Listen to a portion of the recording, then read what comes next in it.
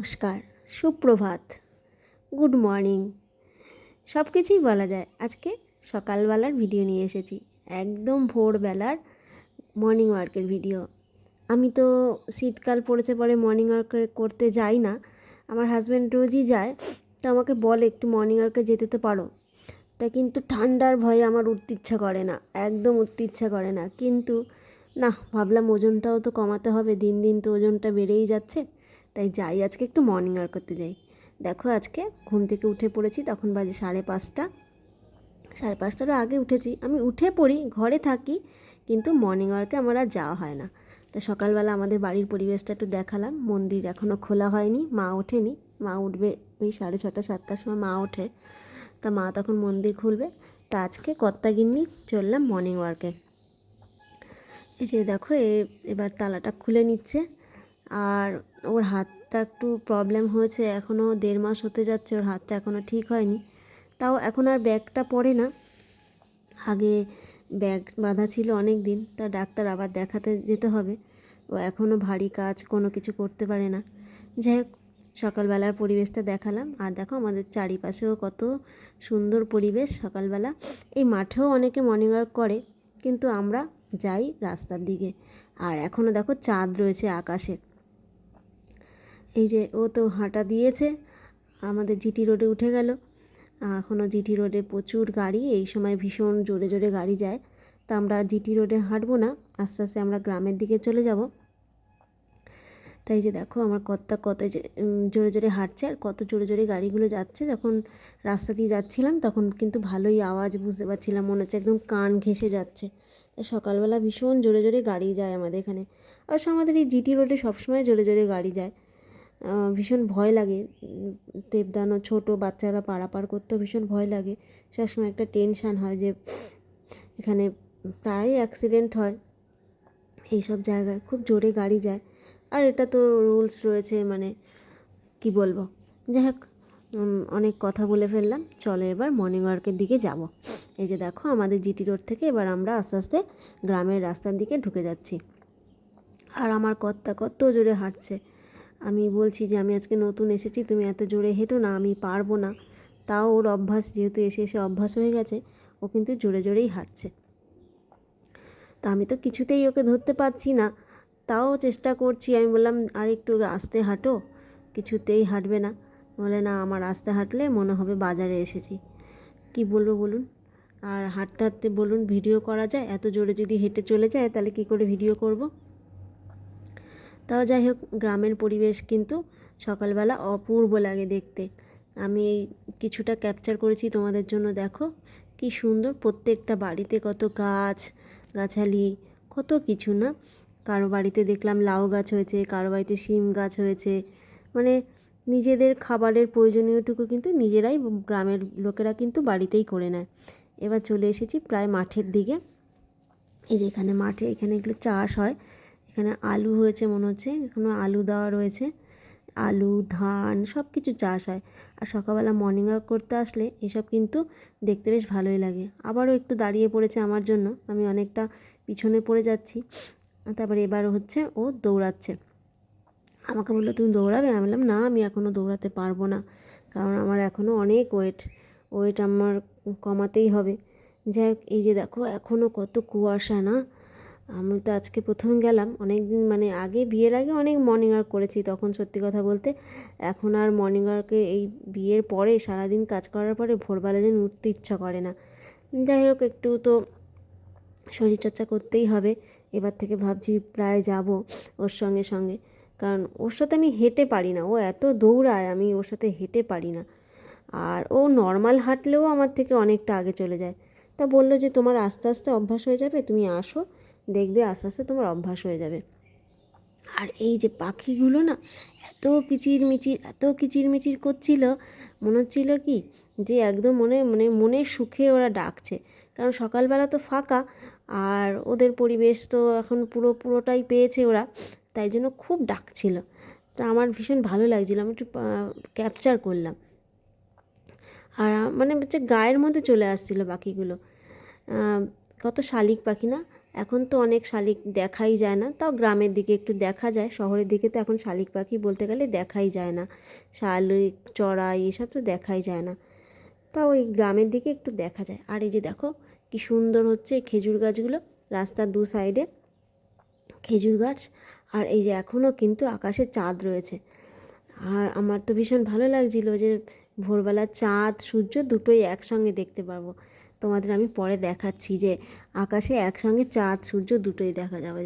এই যে এবার এটা আমাদের হচ্ছে ডিবিসি, মানে এখানে আমাদের জল ছাড়া হয় বর্ষার সময় বা অন্য সময় জল ছাড়ে, জল আটকেও রাখে এখানে। এই যে এখানে দেখো দুদিকে, আর আকাশে দেখো মেঘগুলো কেমন এক্স হয়ে রয়েছে, বেশ কি ভালো লাগছে না? মনে হচ্ছে কি কি সুন্দর এক্সের মতো একটা করে ডবল এক্সের মতো হয়ে রয়েছে। এই যে বর্ষার সময় কিন্তু এই এই খালের মানে এই ডিবিসির এতে অনেক জল থাকে। এখন যেহেতু শুকনো সময় শীতকাল, তাই জলটা কিন্তু নেই।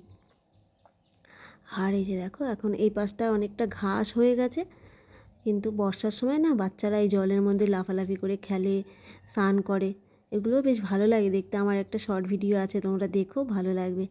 আর যে দেখো এখানে ধানের চাষ হয় অন্য সময় না দেখি, মানে অন্য সময় দেখেছি এখানে চাষ করে চাষিরা। এইবার আমরা আস্তে আস্তে সামনের দিকে এগিয়ে যাবো, একটা ভালো জায়গা তোমাদের দেখাবো, খুব ভালো শান্তির জায়গা। আর এই যে হচ্ছে ন্যাচারাল গার্ড, এরা কিন্তু সবসময় পাহারা দিয়ে যাচ্ছে, এরা হচ্ছে ব্ল্যাক ক্যাট একদম, কিন্তু খুব ভালো। অন্য সব জায়গায় কুকুরগুলো দেখেছি অন্য মানুষ দেখলে চিৎকার করে, এই কুকুরগুলো দেখলাম চিৎকার করলো না, আমি তো ভয় পাচ্ছিলাম, ভাবছিলাম এরা না কামড়ে দেয়। আর তারপর দেখলাম না, এরা চুপচাপই রয়েছে, নিজেদের মধ্যে কি আলোচনা করছিল জানি না, মনে হচ্ছে ওরা বললো মর্নিং ওয়াক করতে এসেছে, ছেড়ে দে। এই দেখো একটা ভালো জায়গা, দেখো ওই যে দেখতে পাচ্ছ, ওটা হচ্ছে আমাদের এইখানে গ্রামের শ্মশান, শান্তির জায়গা একটা, মনের শান্তি, সব কিছুর শান্তি, এখানেই সব শেষ।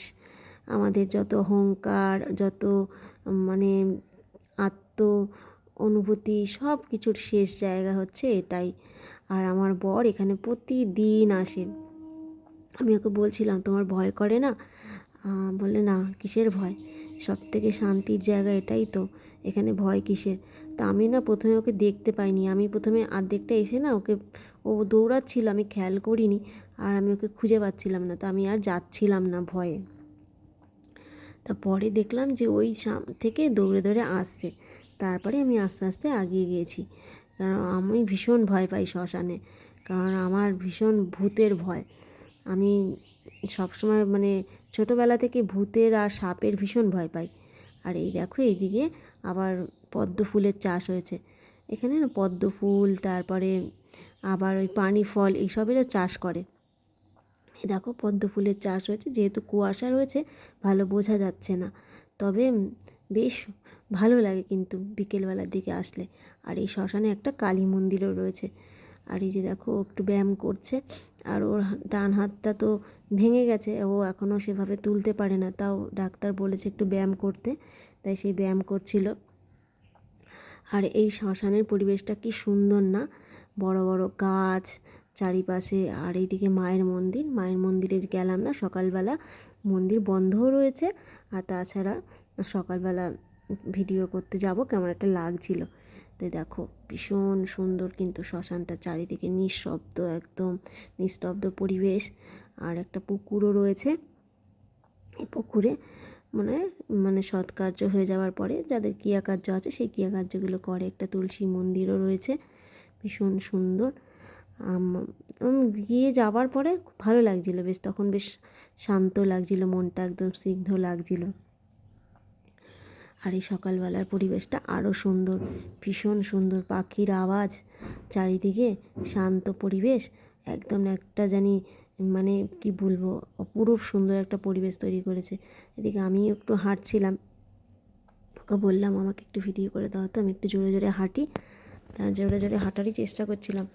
তাই দেখো, আর এই দিকে একটা বট গাছ আমি দেখলাম, এটা অনেক বড় একটা বট গাছ, অনেক বছরের পুরনো মনে হচ্ছে বট গাছটা, কারণ বিশাল বড় বট গাছটা, আর গাছের গোড়াগুলো দেখছো কত উঁচু হয়ে গেছে, তা দেখে মনে হলো অনেক পুরনো, অনেক দিনের পুরনো বট গাছ, অনেক বয়স হয়েছে।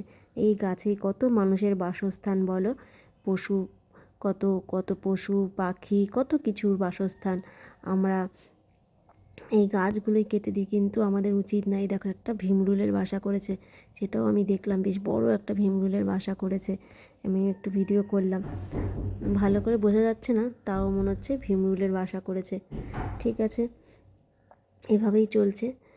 আর আস্তে আস্তে দেখো চারিদিকে পরিবেশটা কত সুন্দর, এত ভালো লাগছে চারিদিকের পরিবেশটা, পুরো কুয়াশাচ্ছন্ন পরিবেশ, কুয়াশাচ্ছন্ন পরিবেশ। আর এই দেখো দেখো এদিকে হচ্ছে চাষ হয়েছে। এই যে দেখো পাখিগুলো উড়ে যাচ্ছে, ঝাঁকে ঝাঁকে পাখি আসছে, খাবার খাচ্ছে আর উড়ে চলে যাচ্ছে। এখানে মনে হচ্ছে চাষ করে, এখানে পদ্ম ফুলও চাষ হয়, পানি ফল চাষ হয়, মানে সিজন অনুসারে এক এক রকম সময় এক এক রকম চাষ করে। তো একটা পদ্ম ফুলেরই চাষ রয়েছে। বেশ একটু কাছে যাই এবার আস্তে আস্তে, তোমাদের দেখাচ্ছি। দেখো হ্যাঁ, পদ্ম ফুল তো এখন আর সিজন নয়, এখন উঠে গেছে। পদ্ম ফুলের ছোটো ছোটো রয়েছে, মানে গাছগুলো রয়েছে, এখান থেকে মনে হয় বীজ করবে, তাই জন্য হয়তো এগুলো রেখেছে। আর এই দিকে দেখো শুকিয়ে গেছে একদম বাগানটা।